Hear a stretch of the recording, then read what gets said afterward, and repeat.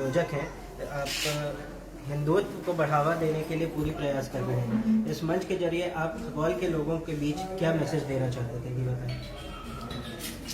देखिए, हम लोग जो हिंदू जागरण मंच जो बनाए हैं और उसका जो मूल उद्देश्य है भारत में, उसका मूल उद्देश्य ये है कि हिंदुस्तान की जमीन पर अखंड भारत को खंडित करने के लिए कई तरह के जिहाद फैलाए जा रहे हैं, जिसका आम जनमानस को इसकी जानकारी नहीं है।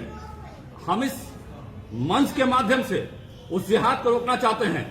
हिंदुस्तान में कई तरह के जिहाद, जैसे लैंड जिहाद, लव जिहाद, हेल्थ जिहाद, इस तरह के जिहाद फैलाए जा रहे हैं। हेल्थ जिहाद का मतलब आप समझिए, लव जिहाद को मैंने अभी कुछ देर पहले परिभाषित किया है।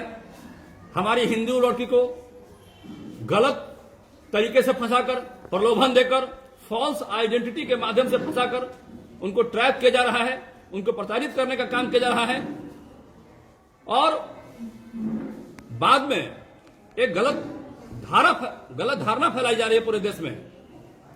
हमारे देश में हमारी संस्कृति पे, हमारे धर्म पे कुठाराघात हो रहा है।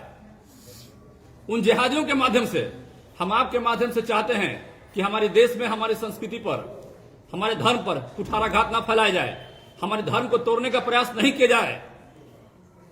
लव जिहाद जैसे मामलों को हम नीतीश सरकार से मांग करते हैं कि तत्काल सरकार लव जिहाद पर कड़ा से कड़ा कानून बनाए, जैसे मध्य प्रदेश ने, हिमाचल ने, उत्तर प्रदेश ने, हिंदुस्तान के कई राज्यों ने हमारी बेटियों को बचाने के लिए, हिंदुस्तान के हिंदुओं को बेटियों को बचाने के लिए लव जिहाद जैसे कड़े कानून बनाए हैं। हम आपके माध्यम से मांग करते हैं कि नीतीश सरकार तुरंत इस पे कठोर से कठोर कानून बनाए, ताकि आगे ऐसी कोई भी घटना ना घटे। दूसरा, हमारे देश में जनसंख्या विस्फोट हो रहा है। मैं आपके माध्यम से बताना चाहता हूं कि जब आजादी के बाद कुछ खास कौम की जनसंख्या 10% के भी नीचे थी, तो आज वो मल्टीपल फोल्ड कैसे हो गए?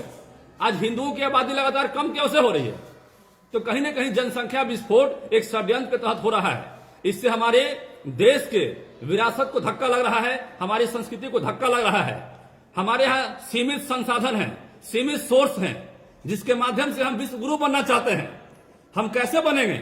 जब हमारी संसाधन पर चोट पहुंचेगा, हमारी सीमित रिसोर्सेज पर चोट पहुंचेगा, तो हम नहीं आगे जा पाएंगे। हम कटोरा लेके पाकिस्तान से या अन्य देशों से भीख नहीं मांगेंगे, और यदि आप कटोरा फैला भी दिए तो कोई भीख नहीं देगा आपको विश्व गुरु बनने के लिए। हम सरकार से मांग करते हैं कि तुरंत जनसंख्या नियंत्रण कानून बनाए, ताकि इस तरह की अव्यवस्था नहीं फैले देश में। आने वाले समय में हम विश्व गुरु का जो बनने का सपना देखते हैं, वो हम जरूर बने। सर, आप खगौल में इसके पहले भी कभी कार्यक्रम किए हैं? हिंदू जागरण मंच का खगौल में ये पहला कार्यक्रम है इस जगह पे।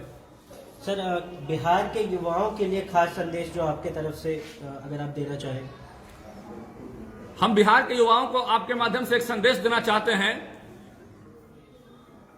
कि आजादी के बाद से लगातार हमारे धर्म, हमारे संस्कृति पर जो कुठाराघात हो रहा है, उसको तोड़ने का प्रयास किया जा रहा है। वो चेत जाएं और अपने धर्म को समझें, अपने संस्कृति को समझने का प्रयास करें। अपनी बेटियों को, अपनी बहनों को, उन तमाम लोगों को बताने का प्रयास करें। अपने घर में इस बात को जगाने का प्रयास करें कि हम अपने धर्म से विमुख नहीं हो। जब हम अपने धर्म से विमुख हो जाएंगे तो आने वाला समय हमारा नहीं होगा। उन लोगों के अंदर में काम करना होगा। हमारे लोगों के पास मजबूरी हो जाएगी कि हम उन लोगों के अंदर में काम करें। आप मेरी बात को अच्छी तरह समझ रहे हैं कि हम क्या कहना चाहते हैं। जी, बहुत बहुत धन्यवाद सर। आज के कार्यक्रम के आयोजक संगीता जी से आज हम बात करते हैं और जानते हैं इस कार्यक्रम का यहाँ पे आयोजन करने के पीछे का मकसद क्या था। इस कार्यक्रम के आयोजन का सबसे बड़ा मकसद ये था कि बहुत सारे ऐसे परिवार हैं जो अखबार में, प्रिंट मीडिया में ऐसी लव जिहाद जैसी घटनाएं देखते हैं, पढ़ते हैं, सुनते हैं, लेकिन जागृत नहीं होते हैं। उन्हें जगाना बहुत ही आवश्यक है। आपके आसपास में क्या गतिविधि चल रही है, क्योंकि मोबाइल का जमाना है। बेटियां सोशल मीडिया से जुड़ी हुई हैं, लेकिन वो किससे जुड़ी हैं, किनसे बात कर रही हैं? मैसेंजर पे बात हो रही है, व्हाट्सएप पे बात हो रही है, मित्रों से मिलने जा रही है, कोएड स्कूल में पढ़ रही हैं, पिकनिक हो रही है, पार्टी हो रही है, सिनेमा हो रही है, और उसी माध्यम से ये लड़के बहुत बड़ा बड़ा काम कर रहे हैं, कांड कर रहे हैं। और मुझे उस कांड को रोकने के लिए सिर्फ खगौल ही नहीं, मैं पूरे भारत में ये अलख जमाऊंगी।